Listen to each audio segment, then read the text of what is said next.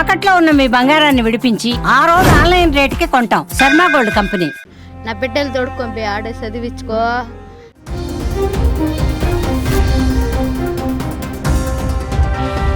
నీకేమో mental Martha అయిపోయిందని చెప్పి అడి తోడుకొని వచ్చి ముందు తీపిచ్చినారు. తల్ల ఏందో ముందునే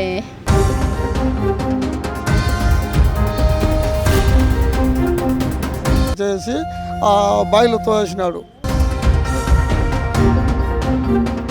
నా బిడ్డలు నాకు తీసుకొచ్చి వదిలితేనే నేను, లేకపోతే రైలు కింద పడి చేస్తాను. చెప్పలేను నాయన, చెప్పలేను.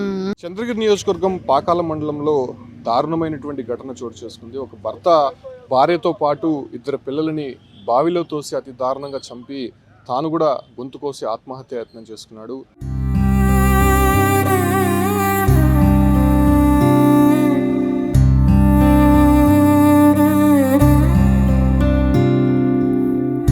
చెప్పలేను నాయన, చెప్పలేను.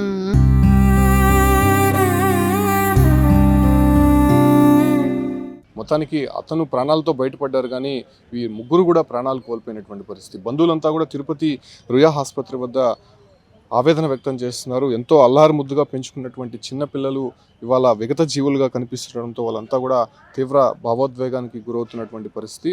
అంటే గిరి స్థానికంగా ఉన్నటువంటి ఎలక్ట్రీషియన్ వర్క్ చేస్తున్నాడు. ఆయన భార్య హేమకుమారి, తనుశ్రీ, తేజశ్రీ. అంటే పిల్లలిద్దరికి కూడా 7 సంవత్సరాలు 11 సంవత్సరాలుగా తెలుస్తుంది. అయితే ఇంటెన్షన్గా తీసుకొని వెళ్ళి బావిలో తోసేసి చంపేసినటువంటి పరిస్థితి. అంటే ఆ అమ్మాయికి సంబంధించినటువంటి తండ్రి ఉన్నాడు, ఆయనతో మాట్లాడదాం అసలు ఏం జరిగిందో. అన్న, ఏ టైంకి మీకు తెలిసింది? అసలు అతని ప్రవర్తన ఎలా ఉండేది? అసలు అతను ప్రవర్తన సైకో మాదిరి ఉండేది సార్. నన్ను కూడా కొట్టేదానికి వచ్చినాడు సార్. 2-3 తుళ్ళు హాస్పిటల్కి పిలిస్తే హాస్పిటల్కి పిలిస్తే కొట్టేదానికి వచ్చినాడు. వాళ్ళ నాయనకు గుంతగా టెంకాయ కొట్టుకొని రావాలని 15 కిలోమీటర్ల దూరం ఉంది. అక్కడి నుంచి ఇక్కడికి వచ్చి బిడ్డలను భార్యను ఎక్కించుకొని ఇక్కడి నుంచి మళ్ళీ అక్కడికి పదాం రాని మార్గ మధ్యలో బావిలో తోసి చంపేసినాడు సార్. చంపి వేసేసినట్టు ఉన్నాడు సార్.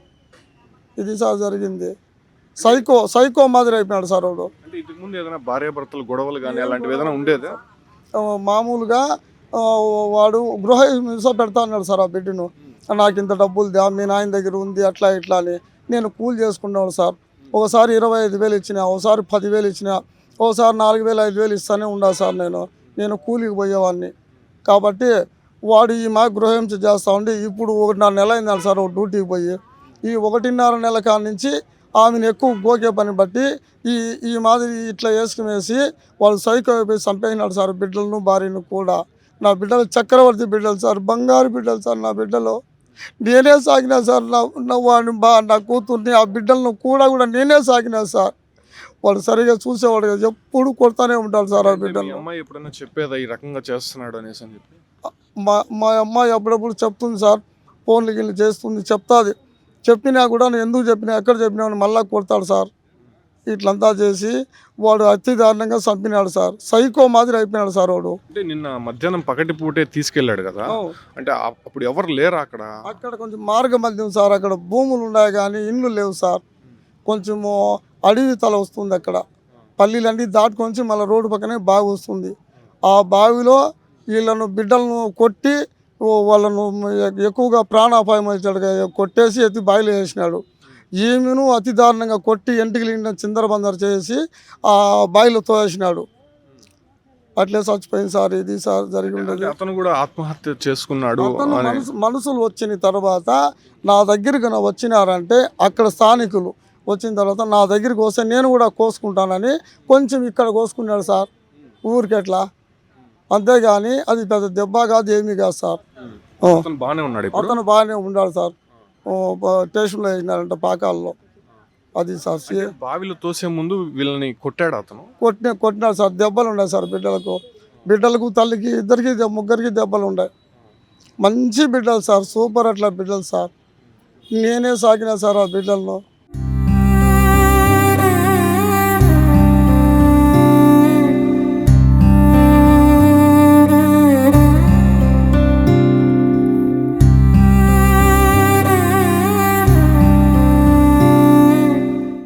ఏంటమ్మా కారణం ఏమైంది? చెప్పలేను నాయన, నేను చెప్పలేను. అంటే మీ అమ్మాయి కానీ పిల్లలు ఎలా ఉండేవాళ్ళు అసలు? పిల్లలు బాగుండేవాళ్ళు, పిల్లలు బాగా వస్తా పోతా అండ్రి. ఉనికేమో మెంటల్ మార్పు అయిపోయిందని చెప్పి అడి తోడుకొని వచ్చి ముందు తీపిచ్చినారు. తల్ల ఏందో ముందునే ఆ ముందు తీపిచ్చేలకు బాగుండదు అని చెప్పినాడు. ఒకసారి బాగుంటాడో, ఒకసారి నేను బయలో పడి చచ్చిపోతా, నేను చెరులో పడి చచ్చిపోతా, నేను రైలు కింద పడి చచ్చిపోతాను గుడ్లన్నీ పెరుక్కొని. ఇప్పుడు ఎట్టంటే అటు పరిగెత్తా అంటే మా వాళ్ళంతా పట్టుకొచ్చి ఇంట్లో కూర్చొని పెట్టేది.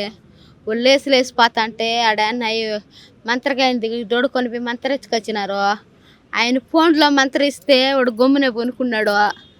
ఆ తర్వాత మళ్ళీ లేచిందే పొద్దున్న కుదికి మళ్ళీ రంపుకేసుకున్నాడు. అది జరిగింది నాయన. బిడ్డల్ని నేను తోడుకొని పోతా అంటే బిడ్డల్ని నా కూతురు నా మాట వదిలేమ్మా, నా బిడ్డలు తోడుకొని పోయి ఆడే చదివించుకో, నన్ను పెడతాడో పెట్టడో నాకు నమ్మకం లేదు అంటే నా బిడ్డలు తోడుకొని 1 మైలు దూరం నడుచుకొని పోయినా. నా మనవరాల్ని మళ్ళీ ఏరే వాళ్ళు నంపించినాడు. నాయనా నా బిడ్డలు నాకు తీసుకొచ్చి వదిలితేనే నేను, లేకపోతే రైలు కింద పడి చేస్తాను ఆయన. ఆ బిడ్డలే చంపినాడు. నేను మా ఊరికి తోడుకొని పోతా అన్న కల్లూరికి. వాళ్ళు నింది వేరే ఊర్లో వడ్డపల్లిలో ఉన్నారు నాయన. బిడ్డలు వెనకంటే గుడ్ల బ్యాగ్ వెతుకొని వచ్చిర్రే. అమ్మమ్మ మేము కూడా వస్తాము అంటే ఆడే చదివించుకుందారే, ఈడి మారితో చేస్తా అన్నాడు. ఒళ్ళు కుదురుకున్నాక మళ్ళీ పంపిద్దాం అనుకుంటే నాయన. ఆ బిడ్డలు కూడా నడిదాలోకి వచ్చినాక మళ్ళీ మా అక్క కొడుకు పిల్లోడు ఉన్నాడు, వాడిని పంపించి బండి ఇచ్చి ఆ బిడ్డలు దొడకొస్తేనే, లేకపోతే నేను బతుకును నేను చచ్చిపోతాను అని చెప్పి బిడ్డలు దొడకరమ్మని చెప్పినాడు. లేకపోతే ఆ బిడ్డలన్నా మా దగ్గర పెట్టుకొని నిందు నాయన, ఆ బిడ్డలన్నా మాకు దాపు నిందురో. ఇప్పుడు అందరి దేశం కుప్పగా దోసి చంపి నేను నైనా ఇది నైనా జరిగిండేదే. అంటే అతను బిడ్డలను తీసుకురమ్మని చెప్పిన దానికి దీనికోసమే అనుకుంటున్నారా?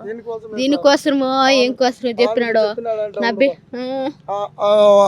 వీళ్ళ అక్కకు చెప్పినాడంట, నేను చచ్చిపోతే మీరు చచ్చిపోవాలా, మిమ్మల్ని చంపేస్తా అని చెప్పి మీ అమ్మను చంపిస్తా, ఒకవేళ తప్పించుకుంటే లారీ కింద బస్ కింద మీరు పడి చచ్చిపోవాలి, ఖచ్చితంగా మిమ్మల్ని చంపుతానని చెప్పినాడండి సార్ వాళ్ళ అక్కకు.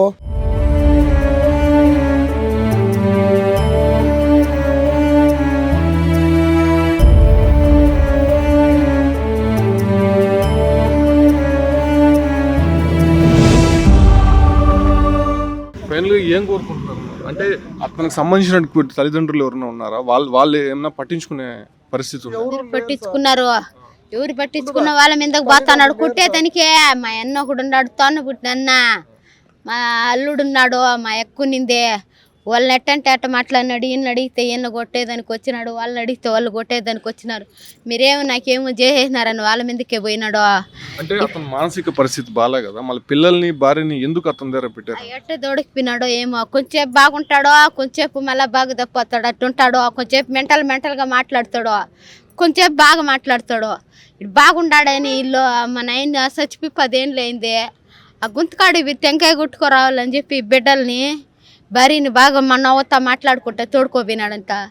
వాళ్ళు ఫోన్ చేస్తా అంటే వస్తాంటాం ఉండలేరా, వస్తాంటామని ఫోన్ చేస్తానే వచ్చే వాడు బాయిలో చంపేసి మళ్ళీ ఫోన్ చేసినాడట నాయన వాళ్ళకి. నేను చంపేసినాను, నేను బాయిలో చంపేసినాను అని చెప్పి మళ్ళీ ఫోన్ చేసినాడట నాయన.